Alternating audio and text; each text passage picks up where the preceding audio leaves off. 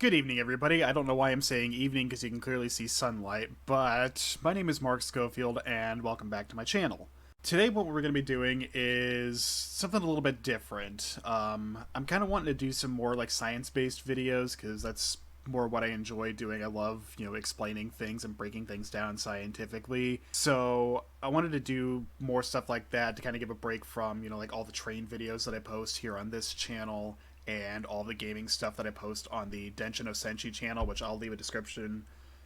No, I won't leave a description. I'll leave a link to the Denshin no Senshi channel in the description so you can check out my gameplay as well. I'm currently going through both Metroid Fusion and Metroid Zero Mission on my gaming channel, plus a couple of other things spliced in here and there, so be sure to check those out. So anyway, what we're going to be doing today is breaking down a video from a YouTube channel by the name of Mr. Thrive and Survive. This is a flat Earth video. He supposedly tries to debunk the heliocentric model through shadows and other things like that. So we're going to break this video down and take a look at it and see how ridiculous it is. So Mr. Thrive and Survive here has made a video called Prove NASA Eclipse Model is Total BS. I'll leave a link to the original video in the description so you guys can check it out for yourselves. I don't recommend it. I had to sit through it for the entire thing just so I could get the footage for it for the video, and it is brain-melting. It is absolutely brain-melting stupidity. So Mr. Thrive and Survive believes that he has unmasked the illusion from NASA about what happens during a solar eclipse in regards to the Umbra and Penumbra. Now, for those of you who aren't familiar with those terms, the Umbra and the Penumbra are two portions of a shadow that are cast on an object. The Umbra is the darker portion of a shadow, while the Penumbra is the lighter portion of the shadow. That's a real basic description of what they are, but that's the general synopsis is, the Umbra is the darker portion of the shadow, the Penumbra is the lighter portion of the shadow. I'll get a little bit more detailed into that as we go along in the video.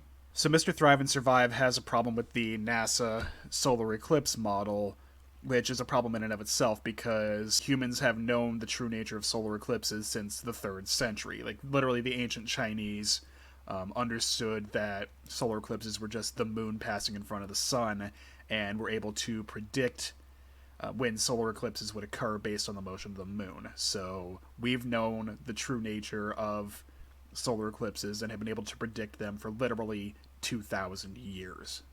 So let's go ahead and get into his video then, shall we? Hey everyone, we're supposed to thrive and survive. This is going to be a way you can actually prove if this model, actually prove it yourself if this model is true. You have a huge sun which creates an umbra, and I got all kind of people in this video here, Earth way too big and NASA model, NASA fail, who just tell me that the angles of the sun are this and that, and the Earth is actually, if you reverse it, the moon is actually up here, so it's 4 times larger shadow, blah, blah, blah, blah, blah. It's all based on bull crap. So first off, it's not based off of bullcrap. It's based off of empirical data and observation. Secondly, he does realize that this picture is not to scale, right? The Earth, the Sun, and the Moon are not that close together. If the Moon were that close, one, that's even more massive than it actually is. But two, if the Moon were that close, it would have fallen to Earth under the gravity of Earth. And would have likely killed, not likely, it would have killed us all. Like, that would have been a bigger impact than the asteroid that wiped out the dinosaurs. Secondly, the sun is not that close either. It's also not that small.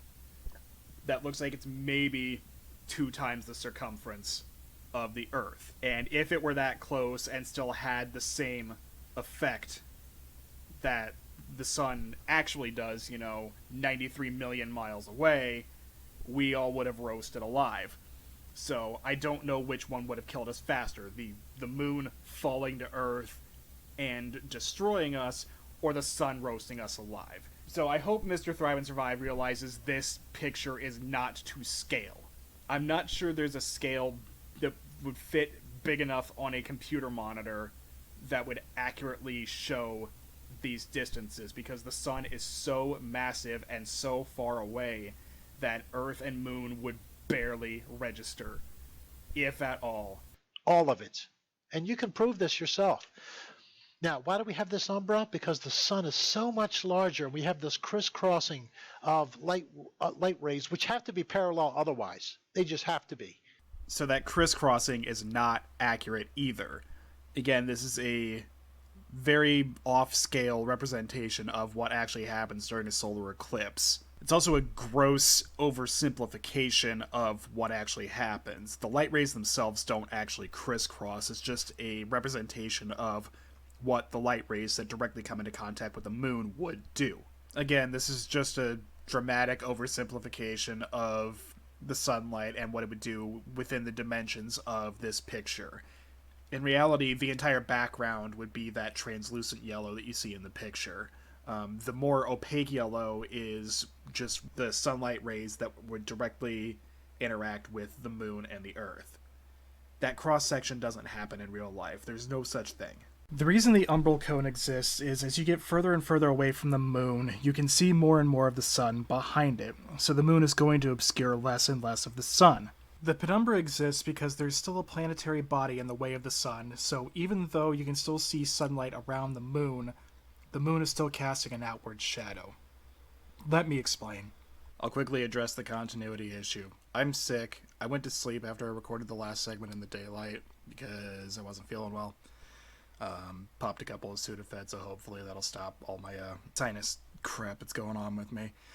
So yeah, I actually tried recording this video, a few weeks ago, but Windows Movie Maker kept, losing the files as I was trying to export it. So the reason the voiceovers sound different and sound higher pitched, well, one, because I'm sick. I recorded it at a different time. I messed with the audio levels a little bit, and I liked how the voiceovers turned out. I really didn't want to re-record them, so I'm going to let past me take over here. Just for the voiceover, I'll be back after that. So because the sun produces parallel light rays, everything that's not directly in the umbra is still illuminated. So even though you're getting a shadow off the portions of the moon that produce the penumbra, the sunlight from the rest of the sun is illuminating what is called the penumbra. The whole thing is one shadow. The umbra and penumbra are not two separate entities. It's just the penumbra receives light from the areas of the sun that aren't covered by the moon, because, again, as you move further and further away from the moon, you see more and more of the sun behind it. If you go for the seasons, look up seasons. How are seasons explained on the Earth? You'll see parallel rays have to be used every time. Seasons are a product of the tilt of the Earth and how much energy is distributed over the surface of the Earth based on which hemisphere is tilted towards the sun. The light rays of the sun being parallel are incidental and irrelevant to the situation. Mr. Thrive and Survive then proceeds to go through the comment section of his video and embarrass some of the commenters on there. Let's take a look. Now he's got to load up better science. Well, you can do the science yourself. Why do you have to depend on these other people? Why do you have to Google it? That's the problem. People sit there and Google it and think they know something. It's not so much the act of Googling in and of itself that makes people think they know things. It's what they find when they Google, which is 9 times out of 10 empirical, data-based scientific sources that can back up claims such as the Earth being round, or the exact process behind solar and lunar eclipses. I'm not sure how you think solar and lunar eclipses work, Mr. Thrive and Survive. You never actually produce any kind of a model or explain how you think these processes occur. You don't give a flat Earth model for lunar and solar eclipses, so you really don't have any ground to stand on in this category. Maybe you guys shouldn't guess how shadows work and make a video based on your guess. It's pretty easy to find out how they really work. Yes, it is. But it's not going to work the way you think they do. Based on what? You have no model. You never demonstrate this. Luke Boudouin, I hope I pronounced that right. The extent of the umbra is determined by a region of space that doesn't receive sun's light. It's a cone, and the shape of the cone is more or less the same for the moon and for the Earth. Based on freaking what? Simple geometry, Mr. Thrive and Survive. Have you not been paying attention? Because the Earth is bigger than the moon, the cone extends 4 times further, and the Earth's moon distance, its section is large enough to engulf the entire moon. Really? Yes, really. Based on a cone, right? Because the sun is so much bigger than the Earth and the moon, it creates this cone. Once again, the globe model easily explains observations. Does it really? Yes, really. On the other hand, flat Earth are unable to say where there are moon eclipses. No, we're not. In fact, flat Earth people called the Mayans were able to predict not only when and exactly where the eclipses would occur, but how dark the color red would be, and they believed in a flat Earth model. The fact that the Mayans believed in a flat Earth is incidental and irrelevant. Again, you never explain how lunar and solar eclipses work on a flat Earth. How's that? Stupidities. People are so freaking ignorant. It just boggles my mind. Aha, the pot calling the kettle black, sir. And yet they call you ignorant. Okay, let's go back up to one more time. We have a huge sun, much larger than the Earth, so it creates this Umbra Penumbra much larger than the moon. Right? We have crisscrossing. Do the math. 89.9896, something like that, degrees is the virtually parallel rays you'd have to have for 93 million miles. And there's no way light coming off at this angle up here would ever come down and strike the Earth. I'm sorry. Let's address that little blurb you put in there. Technically, you're right, because the Earth and the Moon both rely on the Sun and its effects as far as shadows go to create their respective eclipses. So, either the Moon passing between the Sun and the Earth, or the Earth passing between the Sun and the Moon. So, in the immortal words of Bud Abbott. Now that's the first thing you've said right. So how do you create the Umbra Penumbra? Oh, well, the Moon and the Earth aren't as big as the Sun, Rich. Well, what if I had a little ball? Would that be as big as the Sun? Absolutely not. Wow, 2 for 2. We're on a roll here, folks. So let's take a look at a couple examples where you can go out and prove this for yourself if you're not too effing lazy. This is going to be good. Trust me. And I'm sorry to be so pissed at this, but you people are stupid. Something about pots and kettles. And you would think after all this time you'd wake up. But no, you got to sit there and Google and come up with all these stupid angles that don't exist. And you can prove they don't exist. That picture is not to scale. Now here's a little video I took with my phone of a street lamp. Is the street lamp smaller than the sun, do you think? Do you think you can think that through? Is the street lamp smaller than the sun? And remember, according to the planetary astronomer at Arizona State University, the sun is even bigger in our sky than it is in space because the atmosphere diffuses it. The sun may have a larger angular diameter because of Earth's atmosphere, but that has nothing to do with the amount of sunlight that's reaching Earth in the first place, and it certainly doesn't have anything to do with the amount of sunlight reaching the moon, which then blocks the sun during a solar eclipse. So it's even larger than what the sun and moon have to work with. So I'm asking you the logical question. Can you freaking answer it? Is the sun larger than this light? I mean, of course it is, but you're just being pedantic at this point. Well, let me go ahead and play this and show you exactly what happens when this light is casting a shadow on the bottom. Little does the man know he's about to debunk his own claim with his own proof. It's hilarious. There should be an Umbra Penumbra, and it should be smaller. Correct? Well, what do we have here? Uh-oh, the shadow is larger. And what do we have for an Umbra Penumbra? And this is what you're going to notice with everything. Let me freeze it there. Let's take a look at this picture from Mr. Thrive and Survive here for just a second. Do you see where the little hole is there, where the pole loops around, and it's a darker shadow in the middle of that hole there? That's the penumbra of the pole. That's why it's darker in there. Now do you see this region here, where the shadows of the lampshade and the pole seem to kind of come together and deform a little bit? That's the penumbras of the two regions overlapping. It's what's known as the shadow blister effect. Vsauce did a great video called What is the Speed of Dark that illustrates the shadow blister effect quite nicely. I'll leave a link to that video in the description as well. You've got a little bit of a blur on the outside, no more than 1% ever of the blocking object, and it just doesn't keep getting bigger and bigger. And I've tried this from all different distances, all different objects. I've tried it with trees that are casting 200 feet shadows when the sun is low, and this Umbra Penumbra BS doesn't get any more than a little bit of the edge gets blurry. That's it. And do you know why that is, Mr. Thrive and Survive?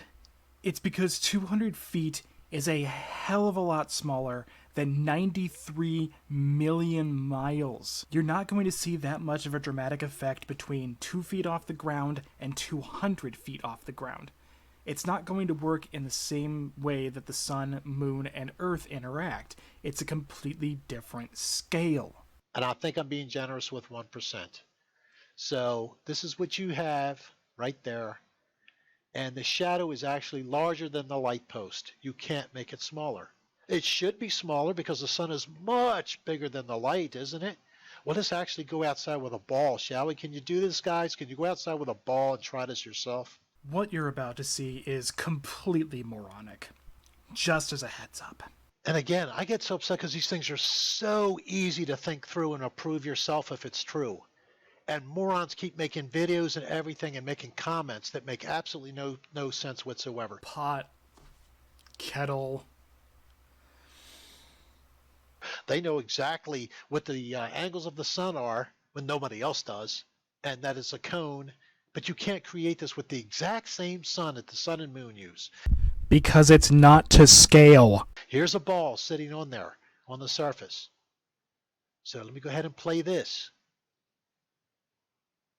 So I'm going to take the ball and I'm going to pick it up. And let's see if the shadow gets smaller. All right, there's the sun. Quite a bit larger than the ball. Same sun the sun and earth move, the earth and moon use during an eclipse. Correct?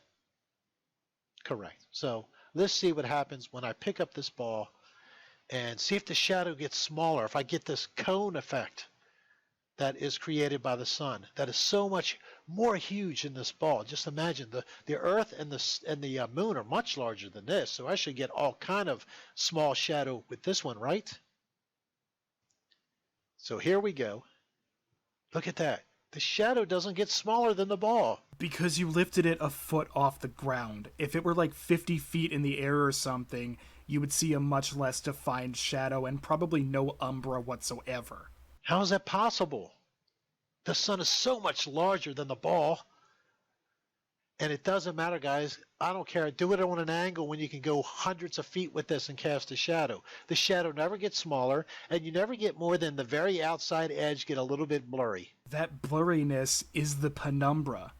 That's the beginning of the formation of the penumbra. That's it.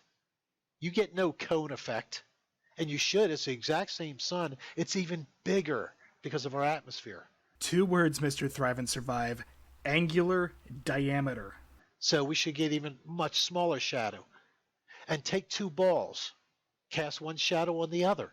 See if you can get the shadow to get smaller on the other one. You can't do it. So you can prove this yourself. That this whole cone, umbra, penumbra, the sun is larger so it makes a smaller shadow. It's total freaking bullcrap. And you can do the proof yourself. No, you can't, because you're doing it wrong. You're being disingenuous, and you're not using the correct mathematics, geometry, scales, etc. Stop. So go ahead and make a video and show me how you get this cone and how you get a much smaller shadow. Now what happens is once you get past 1 diameter of the ball size, that's when you get that little blur on the edge, because there's a law that has to do with the blocking object. When it passes its diameter, it can no longer create a sharp image on the outside, regardless of an umbra penumbra. That is incorrect. The shadow starts to get fuzzy as you move the object towards the light source because it's forming the penumbra. The umbra-penumbra effect is the sole reason the shadow gets fuzzy in the first place. I cannot find a single law that actually demonstrates what you are saying with this 1 diameter away from the surface nonsense. So if you can't create an umbra penumbra and a smaller shadow with the exact same gigantic sun, which is how many millions of times bigger than this ball? And yet he still refuses to acknowledge the scale. I don't understand. I think that's where we're going to go ahead and call this video. I don't know how much more of this stupidity I can put up with. This is already like the 3rd time I've had to go through this video because, as I said earlier, I'm re-recording this entire thing because Windows Movie Maker kept corrupting the files. So that's enough nonsense for me for tonight. If you guys did enjoy this video, please be sure to like, comment, and subscribe, and I'll see you guys in the next video.